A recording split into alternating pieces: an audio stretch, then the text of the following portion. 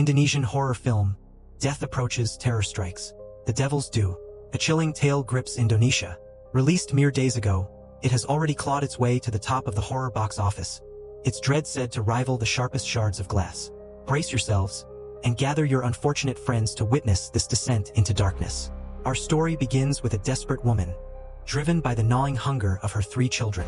In a pact of unimaginable consequence, she seeks out a sinister sorcerer and barters her very soul to a malevolent entity. As the arcane ritual concludes, a terrifying transformation takes hold. Her once-failing noodle shop erupts with a sudden, inexplicable success. Customers swarm the establishment, their insatiable appetites fueling a river of revenue. The woman, bathed in the unholy glow of her newfound wealth, successfully raises her children. But the devil's due, as it always does, comes to collect. 10 years later, the price of her prosperity manifests in a series of chilling, inexplicable events. The once thriving noodle shop withers, its vitality draining away like lifeblood.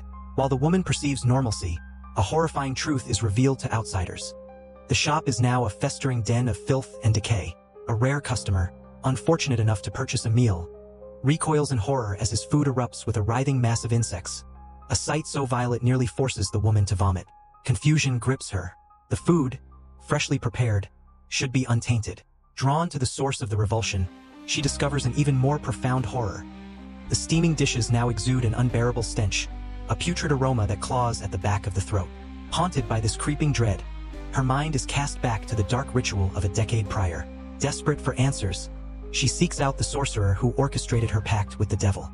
Under the shroud of night, she arrives at the sorcerer's dwelling, only to be met by a chilling procession, a funeral. The sorcerer, she learns, has met a gruesome end. The circumstances remain shrouded in mystery, whispered rumors painting a picture of madness.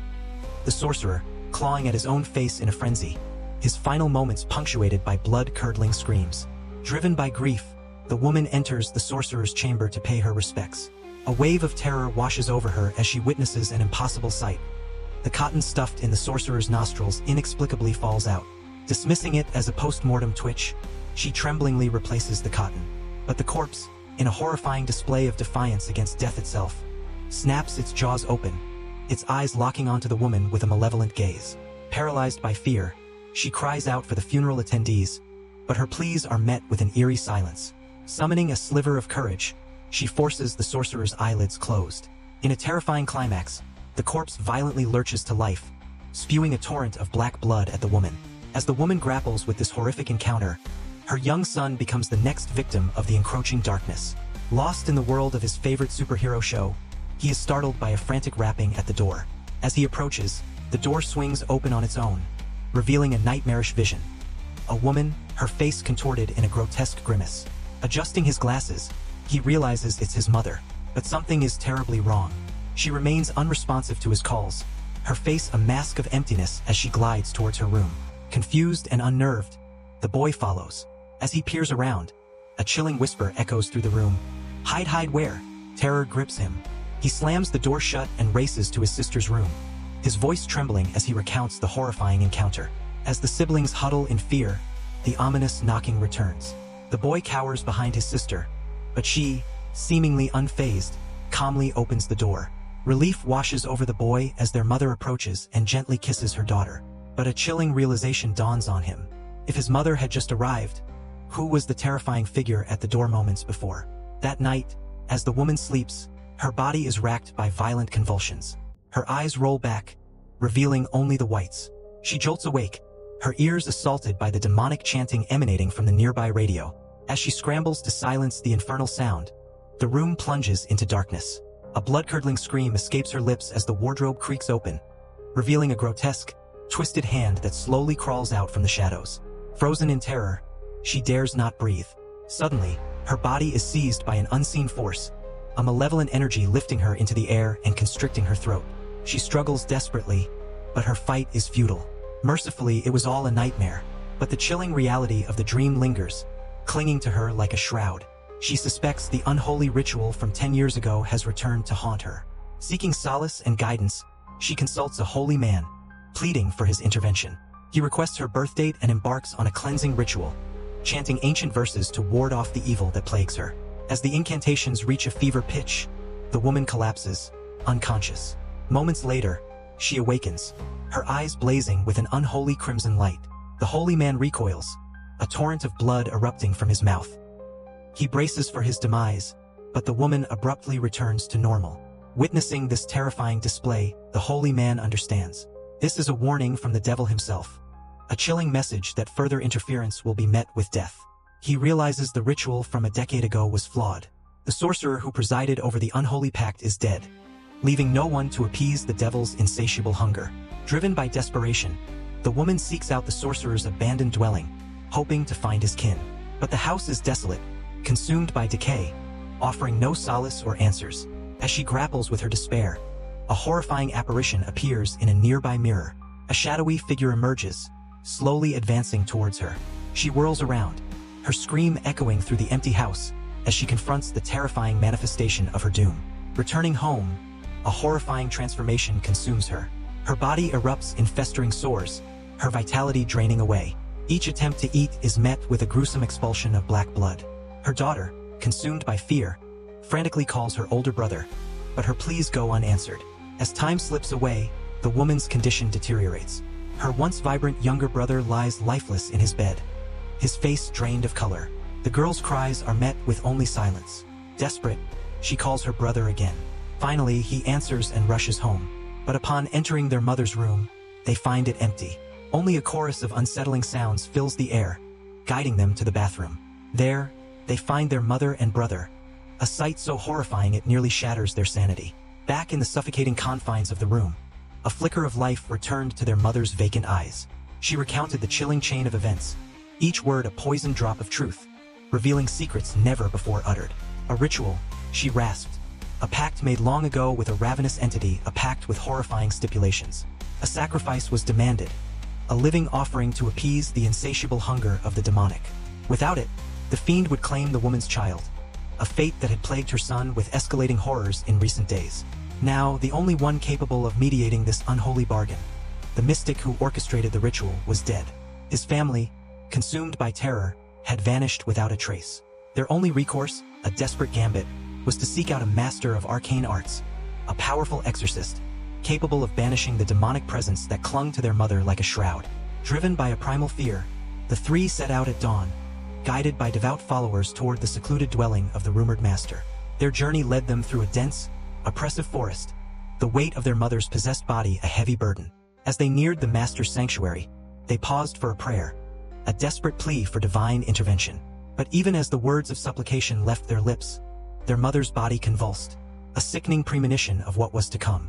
The son, his senses sharpened by dread, saw at first the grotesque silhouette of the demon coiling around his mother, a horrifying specter made real. The others, lost in prayer, remained oblivious to the impending doom. Moments later, the sister's blood ran cold as she witnessed her mother's form vanish into thin air. Panic seized them. They scattered, searching frantically through the suffocating gloom of the woods. Finally, they found her. But the woman who turned to face them was no longer their mother. Her eyes were pits of darkness, her face contorted into a mask of malevolence. A putrid stench emanated from her decaying, yellowed teeth. Before they could react, she lunged, a savage predator, and with brutal efficiency, bludgeoned one of their companions to death. Paralyzed by terror, the remaining follower trembled, unable to flee as the demonic entity advanced. Only when its shadow fell upon him did he find the will to run, but his escape was short-lived. With inhuman speed, the demon seized him, delivering a fatal blow. His agonizing screams echoed through the desolate woods. Drawn by the horrific cries, the brother and the remaining follower arrived to a gruesome scene, two lifeless bodies, bathed in blood. As grief threatened to consume them, the demon materialized behind them, silent and swift. Before the brother could react, another life was extinguished, the demon vanishing once more into the shadows. Then, with chilling deception, the demon reappeared before the siblings, disguised as their mother, kneeling in supplication. Drawn in by this cruel mirage, the sister approached, unknowingly stepping into a deadly trap. The demon gave chase, its laughter a chilling counterpoint to their desperate flight.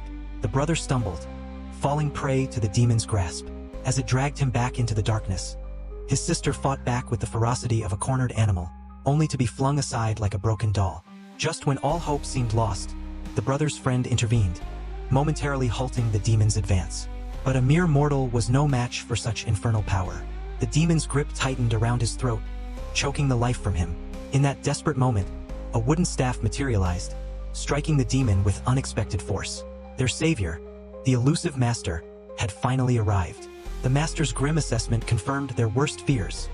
Their mother's body was fully possessed. They were moments from sharing her horrific fate. The only hope for salvation lay in a handful of earth from the sorcerer's grave and a coconut filled with holy water. The brother volunteered for this perilous quest, while the others remained to guard their mother's corrupted shell. Armed with a vial of holy water for protection, the brother journeyed to the sorcerer's grave. But as he reached for the sacred earth, a horrifying sight met his eyes. The ground writhed with a mass of wriggling insects. A wave of nausea washed over him, followed by an agonizing pressure in his skull, as if something unseen was crushing him. Yet, driven by love and desperation, he dug, his hands plunging into the infested earth. Suddenly, grotesque corpses rose from the ground, surrounding him, their empty eyes fixed on him with hungry intent. He splashed the holy water onto the grave, and the ghoulish figures vanished as quickly as they had appeared. Fleeing the desecrated graveyard, he searched desperately for the coconut tree, the holy water his only guide. Just as despair threatened to overwhelm him, his mother's spirit appeared, a fleeting apparition leading him to the sacred fruit. But as he reached for the coconut, disaster struck at the master's sanctuary. The demon, sensing the impending threat, began to thrash and writhe. The master commanded the siblings to retreat, chanting ancient incantations. But the demon mocked his efforts, its voice dripping with scorn. Enraged, the demon lunged, its laughter echoing through the room. A fierce battle ensued. The master's staff was easily deflected, forcing him to unveil his ancestral weapon, a gleaming, blessed sword. But even this proved little match for the demon's raw power. With a swift, brutal attack, the demon nearly tore the master's arm from its socket. The master fought back with renewed vigor, finally managing to throw the demon off. As the creature lay still, he cautiously approached, but the demon sprang to life, pinning him to the ground. The master raised his sword once more, but the demon, unfazed, snatched it, plunging the blade deep into his chest. The horrifying spectacle petrified the siblings. They fled back to the room, but the door refused to open, trapping them inside. Embracing her brother, the sister braced for death, while the boy cried out for his mother. His desperate plea reached the last vestiges of his mother's consciousness, but the reprieve was fleeting. The demon regained control, seizing the sword, and turned its fury on the trapped children. Just as the blade descended, the brother burst through the door, confronting the monstrous entity that threatened his family. As the two clashed, the mortally wounded master, with his last ounce of strength, cracked open the coconut, unleashing the purifying power within. He began to chant, a low, guttural rasp that seemed to claw at the very air. As he poured the coconut milk over his hands, his movements deliberate, almost ritualistic. Then, with a sudden, violent flick of his wrist, he hurled the liquid towards the entity. The thing, the demon, shrieked a sound that tore through the silence like shattered glass, a symphony of agony that echoed in the depths of their souls. Its body convulsed, racked with an unseen torment, as the holy liquid scorched its unholy form. The master, sensing his advantage, pressed his attack, unleashing another torrent of blessed coconut milk. Finally, mercifully, the entity was ripped from the woman's shattered shell, leaving behind only the echo of its malevolent presence. In the aftermath, a fragile peace settled over the family. The specter that had haunted their lives seemed banished, driven back into the shadows from whence it came. But the ordeal had taken its toll. Their mother, ravaged by the demon's possession, succumbed to her wounds, her life force extinguished like a flickering candle in the wind. With her dying breath, she entrusted the little shop to Wei and Xiaomei, leaving her 3 children clinging to the hope of survival in a world now tainted by darkness. But it seemed the story wasn't over. Something lingered, a sense of unease, a cold breath on the back of their necks, a premonition that the shadows held more than just forgotten memories. Well, that's all for tonight's tale. Until next time.